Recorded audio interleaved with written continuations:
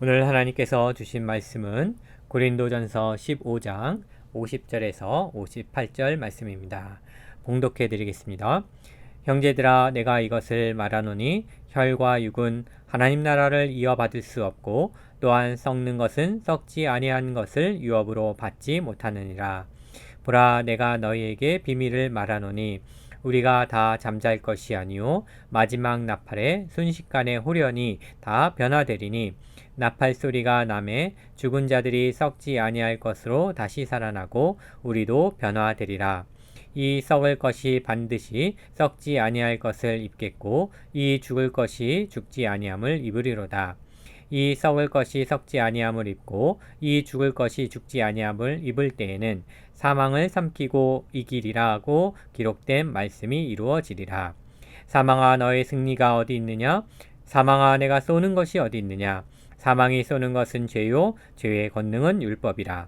우리 주 예수 그리스도로 말미암아 우리에게 승리를 주시는 하나님께 감사하노니 그러므로 내 사랑하는 형제들아, 견실하며 흔들리지 말고 항상 주의 일에 더욱 힘쓰는 자들이 되라. 이는 너희 수고가 주 안에서 헛되지 않은 줄 알미라. 아멘.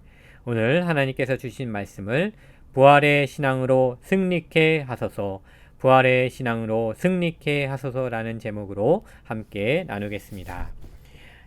제가 개인적으로 남갈 사랑의 교회에서 사역한 이후 모든 장례가 인간적으로 많이 슬프고 힘들었지만 가장 슬프고 힘든 장례가 몇 차례 있었습니다.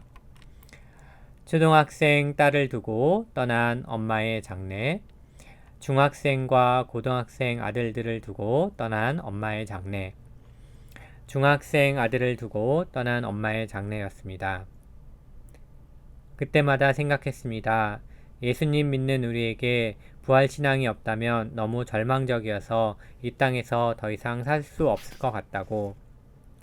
키에로 케고로는 인간은 태어나면서부터 죽음이라는 불치병을 안고 태어난다고 했는데 어쩌면 그 말이 맞을지도 모른다고. 그러나 예수님을 믿는 우리에겐 예수의 생명이 있습니다. 부활의 생명이 있습니다. 부활의 능력이 있습니다. 그러기에 절망할 수 없습니다. 좌절할 수 없습니다. 그런데 왜 많은 크리스찬들은 여전히 죽음의 두려움 앞에서 떨고 있습니까? 왜 예수의 생명이 우리 가운데 있는데도 우리는 여전히 떨고 있습니까? 성경은 우리에게 무엇을 말씀하고 계십니까? 성경으로 돌아가기 원합니다. 말씀으로 돌아가기 원합니다. 사도 바울은 고린도 교회의 또 다른 문제를 고린도전서 15장에서 다루고 있습니다. 그것은 당시 고린도 교회의 성도들에게 부활이 없다란 이야기가 퍼진 것입니다. 그도 그럴 것이 당시 고린도는 지금의 그리스 지역입니다. 헬레니즘의 영향을 많이 받고 있었습니다. 헬레니즘 철학에서 구원은 영혼이 육체의 감옥에서 해방되는 것이라고 믿고 있었습니다. 그런데 부활은 해방된 자유로운 영혼이 다시 육체라는 감옥에 들어가는 것으로 생각하니 죽음 후에 부활은 없다라고 주장했습니다. 고린도 교회 성도들은 헬레니즘 철학의 영향으로 부활이 없다고 주장하는 자들의 말을 듣게 되었습니다. 이에 사도 바울은 부활이 없으면 믿음도 헛된다고 반박하였습니다. 죽은 자의 부활이 없다고 하는 것은 예수님의 부활도 없다고 하는 것이기에 예수님의 십자가 부활이라는 복음도 헛것이며 또 믿음 또한 헛것이 된다고 반박하고 있습니다. 이것은 그리스도를 다시 살리신 하나님의 능력을 부인하는 것이라고 반박하고 있습니다. 또한 그리스도의 부활이 부정되면 죄사함의 능력이 부정되고 죽은 신자들도 고난당하는 성도들도 아무 소망이 없다고 반박합니다. 그러기에 사도 바울은 그리스도인은 철저한 부활신앙으로 무장해 이 땅의 것에 마음 두지 말고 오직 하나님께만 집중해야 한다고 증거합니다.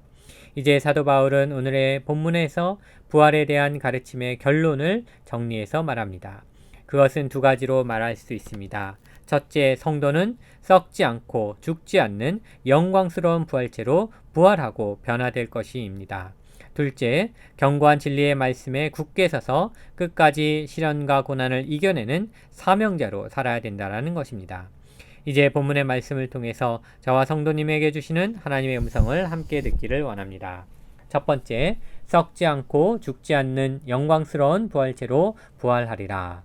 첫 번째, 썩지 않고 죽지 않는 영광스러운 부활체로 부활하리라. 예수님을 믿는 성도들에게는 4단계의 생애가 있다고 합니다.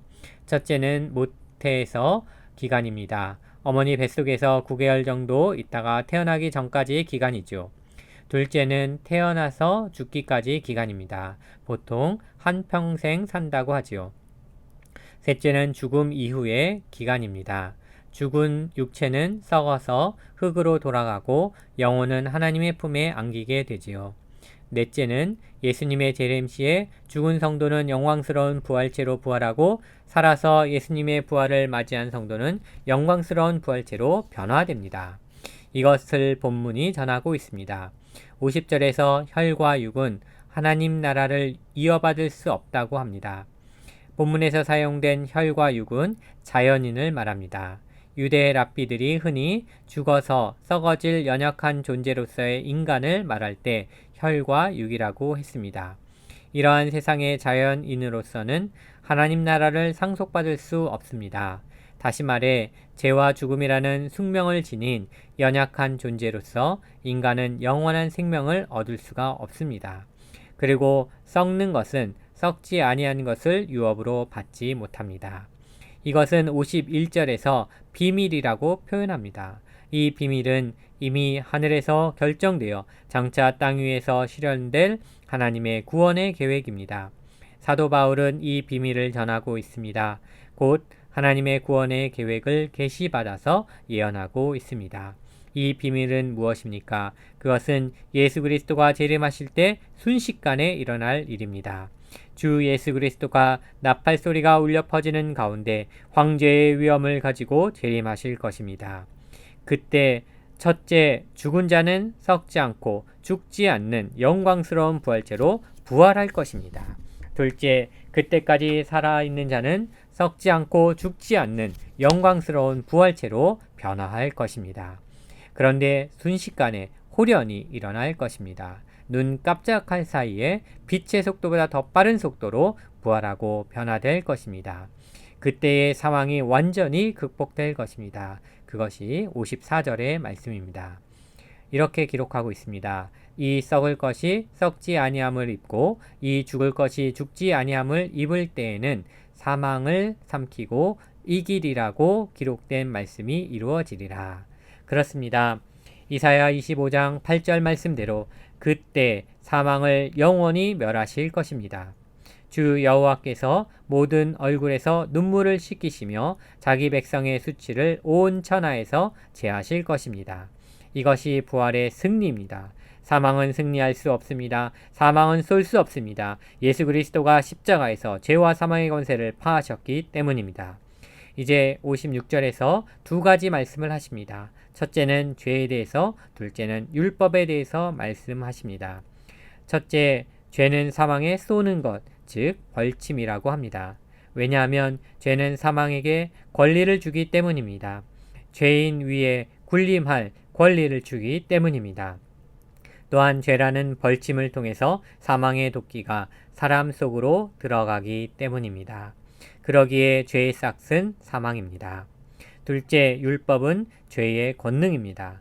율법이 죄에게 힘을 실어준다는 뜻입니다. 율법이 없으면 죄는 죽은 것입니다. 탐내지 말라는 율법은 탐심을 일으켜 죄를 짓게 합니다. 죄를 죄로 정죄합니다. 죄인을 최후의 심판대에 고소합니다. 그러나 그리스도께서는 율법을 완성하시고 율법을 마치셨습니다. 우리를 율법으로부터 해방하셨습니다. 예수 그리스도가 죄와 율법과 사망의 권세에서 우리를 해방시키셨습니다. 예수 그리스도의 십자가와 부활의 능력이 우리에게 승리를 주셨습니다. 그렇습니다. 저와 성도님에게 예수의 생명이 죽음에서 생명으로, 죄에서 의로, 율법에서 자유함으로 승리케 하셨습니다. 더 이상 우리는 죽음 앞에서 떨지 않기를 바랍니다. 사망에 쏘는 것, 죄의 권세에서 자유하기를 바랍니다. 죽음이 끝이 아닙니다. 예수님을 믿는 성도들은 죽지 않고 썩지 않는 영광스러운 부활체로 부활할 것입니다. 하나님의 나팔 소리가 천지에 진동할 때에 예수님이 영광 중에 재림하실 것입니다. 그때에 예수 믿는 성도들은 눈 깜짝할 사이에 순식간에 호련히 영광스러운 부활체로 부활할 줄 믿습니다. 이 부활의 신앙으로 답답하고 고통스러운 오늘을 승리하시는 저와 성도님 되시기를 간절히 기도드립니다. 두 번째, 하나님의 진리에 견고히 서게 하소서. 두 번째, 하나님의 진리에 견고히 서게 하소서. 사도 바울은 죄와 율법 그리고 죄의 죽음의 쇠사슬에서 예수 그리스도로 말미암아 우리에게 승리를 주시는 하나님께 감사하고 있습니다. 또한 그는 부활을 부인하는 이단 사설에 흔들리지 말고 하나님의 위대한 진리에 견고히 서라고 권면합니다. 이 위대한 하나님의 진리에 견고히 서서 오직 주의 일에 더욱 힘쓰는 자가 되라고 권면합니다. 그렇습니다. 우리는 부활의 영광에 참여하고 궁극적인 승리를 누리게 될 것을 소망하고 있지만 여전히 현실적으로 시련과 고난이 있습니다. 여전히 죄악과 죽음의 고통에 직면하게 됩니다. 다시 말해서 예수님과 함께 부활의 영광을 누리고 사망의 권세를 정복하게 될 성도이지만 현실적으로 불신자들과 별로 다를 것이 없는 처지에 있다라는 것입니다. 연약함 때문에 넘어질 때가 있습니다. 죄로 인해서 넘어질 때가 있습니다. 죽음이 주는 두려움과 불안으로 절망할 때도 있습니다. 코로나 사태가 장기화되면서 경제적인 압박과 육신의 질병, 미래에 대한 불안과 답답함 때문에 좌절할 때가 있습니다. 미국 서부에서는 산불과 또 동부에서는 허리케인 등으로 자연재해로 인해서 우리는 신음하고 있습니다. 그러나 낙심하지 말고 믿음과 소망 가운데 굳게 서서 도리어 주님의 일에 더욱 열심을 내면 반드시 하나님이 승리케 하신다는 약속이 사도 바울의 핵심 논지입니다. 따라서 부활신앙이란 그저 미래에 일어날 종말론적 사건에 대한 지식이 아닙니다. 매일매일 직면하는 현재의 삶에 대한 원동력입니다. 이것을 실존적 부활이라고 합니다. 우리가 예수 그리스도 안에서 장차 육체적 부활을 소유할 것입니다. 그러나 우리는 주님의 재림만 기다리면서 무위도식하는 자가 아닙니다. 그날을 대비하여 사명에 충성하는 자입니다. 그러기에 장차 부활의 영광과 승리를 소망하는 성도들은 현재의 삶이 아무리 고통스럽고 절망스럽다 하더라도 소망 중에 인내하며 믿음으로 승리할 수 있다는 확신에 거해야 합니다. 이것이 바로 부활의 신앙으로 승리하는 삶입니다. 이것이 바로 실존적 부활입니다. 하나님께서 이미 주신 승리를 기억하기 바랍니다. 다시 일어나시기 바랍니다. 하나님의 진리에 견고히 서서 흔들리지 않기를 기도합니다. 어떤 시련과 고난 가운데서도 부활의 신앙으로 승리하시는 저와 성도님 되시길 주님의 이름으로 축원합니다. 다 함께 기도하시겠습니다. 이 시간 말씀을 생각하며 함께 기도하기 원합니다. 첫 번째, 썩지 않고 죽지 않는 영광스러운 부활체로 부활할 것을 소망하게 하소서. 두 번째, 주여 부활의 신앙으로 오늘의 시련과 고난을 이겨내게 하옵소서.